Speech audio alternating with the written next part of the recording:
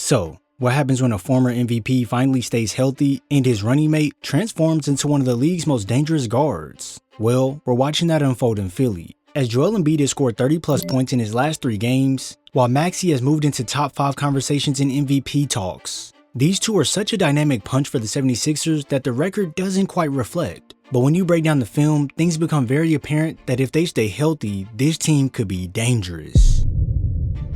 We've seen Joel Embiid dominate for stretches, put up MVP numbers, and look unstoppable on the floor. But here's the difference this season. He doesn't have to do that. With Maxey evolving into an elite guard, that's changed everything for Embiid. Because when you have a guy who can collapse the defense the way Maxey does, suddenly you're not facing double teams at the nail every possession, you're not getting blitzed every pick and roll, and you're not carrying the entire offensive load on your shoulders, which can lead to injuries. And a healthy Embiid who doesn't have to do everything, that's a problem that the league should be worried about.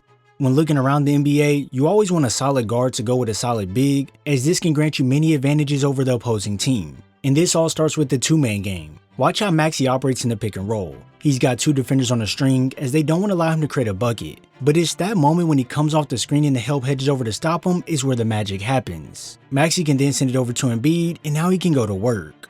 For example, Maxey uses a screen here and is immediately doubled. This here makes it to where AO has to split the ground to guard both Philly players, so that's why you see Embiid's man hustling back hard to get in front, but Joel just attacks the closeout, and with some craftiness when trying to draw that foul, he knocks down the floater from about 16 feet out. That right there is basketball in its simplest form, but it only works like that if both guys are a threat to score on the floor. Defenses can no longer cheat on one or the other, which opens up the floor completely. So even if Embiid isn't to score directly off the pick and roll, you can see here that he has this mismatch in the middle of the floor, who he muscles off with ease and then takes one dribble to gather into the jumper for the and one. Why not? Embiid hangs and gets the roll. +1. That's the kind of shot that he can get to in his sleep, but it's the initial action that makes things easier for him to operate. To build on this further, they don't always have to resort to the short roll off the screen. When the defense sinks down due to Maxey downhill pressure, Embiid is now wide open, and Plumlee did have a chance to step out, but he chose to stay back calling Joel's bluff, and he quickly finds out. Things like that make the defense have to choose quickly whether to stay with Maxey or be attached to Embiid to take away easy shots. But what I love the most about this partnership is how unselfish it is. When Embiid gets doubled or just understands that Maxey is rolling, he knows when to let him cook. I mean, look at this sequence. Maxey rejects the screen to attack the paint, and he could kick it back to Embiid, but he's focused on scoring. So as the help defender slides over, Maxey serves that Euro to evade the contact to then lay it home. Letting the offense flow like that and not forcing things is what makes this duo so special. Nobody has to demand the ball or force things. Embiid allows Maxey to work, and when Maxey gets started and finds himself pulling the defense to him, Embiid is always there for a release option for the jumper, or he's crashing inside to receive the ball for an easy layup. Now, if you want to see a full analysis over Maxey's game, I'll have that linked at the end of the video. But I think it's important that we highlight how Embiid can continue to break defenses without having to do too much. When you think about a 7-foot, 280-pound big man, most guys of this stature aren't that mobile at all. But Embiid understands how to get to the rim fairly well. Like when the closeout happens, he doesn't mind putting it on the deck to navigate to the paint, and although Kata does stay in front, he slaps Embiid on the elbow, Joel plays right through it, and he gains the and one. That handle right there was smooth, but how about we look at the footwork? He'll fake the spin like he's going to go back to Maxey for a handoff to gain the advantage on Sar, and now he arrives at the rim for the easy finish. And trust me, this isn't a one-off thing. He'll do this whenever he notices that the paint has no rim protectors, as Aiden on this play is out on the perimeter. And I'm serious, when Embiid decides he wants to get to the paint, nobody can stop him, especially if he's much larger than his defender.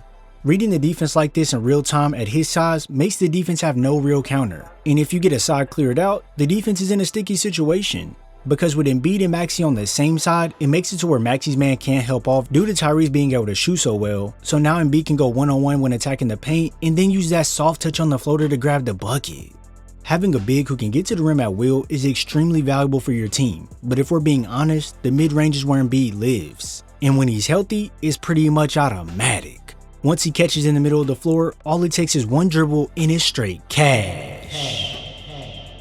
Yeah, no hesitation, no wasted motion. Just rises up and knocks it down.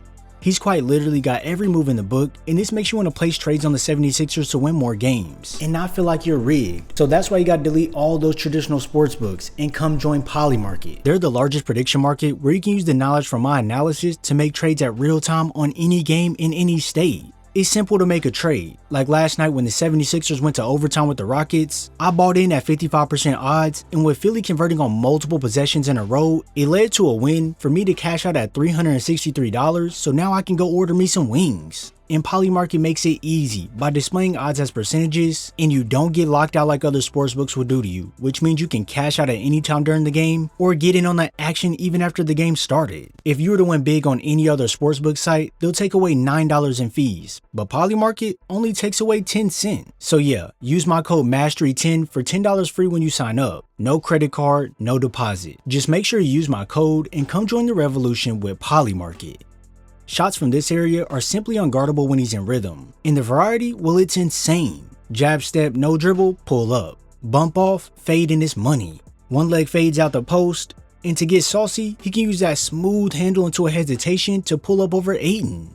Now what kills the defense time and time again is that Embiid doesn't really need space. When defenders are locked in on him and send two, all he has to do is take that one rhythm dribble to then fade over the top of two defenders. And even if the defense plays solid by stopping him twice when he tries to attack, Embiid will take that as a sign to just get to his sweet spot, and once again, even if two defenders are contesting, it doesn't even bother him. That right there shows you that Embiid is a sniper from this range. And don't let him work with Maxey in that 2-game to get these shots, because at that point, the defense might as well chalk the points on the board. Defenders will always shift to Maxey, so Embiid can navigate to that free throw line area and it's just target practice. Like seriously, easy buckets time and time again, and when defenders try and close out hard, Joel will sell the drive with a hard jab which sends Jackson stumbling, and now the pull-up is just made easy. His mid-range is an area where defenses struggle to contain him, because he's not the traditional big who only likes to score inside, as Embiid thrives in shooting from a little further out, but don't let that fool you, because when he does put his back to the basket, things can get quite nasty. With his much larger size, he can just bully his way inside. It doesn't matter if it's smaller guys, or if it's guys like Jared Allen and Alperen Sengun who are his matchups, Embiid will still find a way to score out these post-up actions. And the best part about it is that he doesn't have to simply lean on power. He's got counters for everything. Spin baseline, quick finish. Spin out, fade over two defenders. No dribble face up, pull up over Al Horford. This shooting takes him a long way, and just to touch on the 3-point shooting real fast, when defenses help off of him, he's punishing them. Like when they overhelp when loading up on a Maxey drive, he'll rise up to knock it down. And if Maxey actually does get downhill and the defense sinks in, well that's when the pick and pop becomes so effective. Here's what people need to understand, Embiid playing at this level isn't just about him being healthy. It's about Tyrese Maxey forcing defenders to make impossible decisions as well. I know we see Tyrese Maxey scoring in bunches, and that's great and all, but it's what comes from him being able to score so well. Now defenses have to key in on him so he doesn't get hot, so every pick and roll or any defensive collapse when he's operating on the floor can lead to easier and open shots for Embiid. So with Embiid seemingly healthy, the question is, can this dynamic punch pull this team up even further to get a solid seed going into the playoffs? And if Embiid is healthy, can they make a deep push? Let me know in the comments what you think. If you enjoyed this video, make sure you drop a like, subscribe, and turn on post notifications so you're first to know when I upload. I thank you all for your support, and I'll see you in the next video.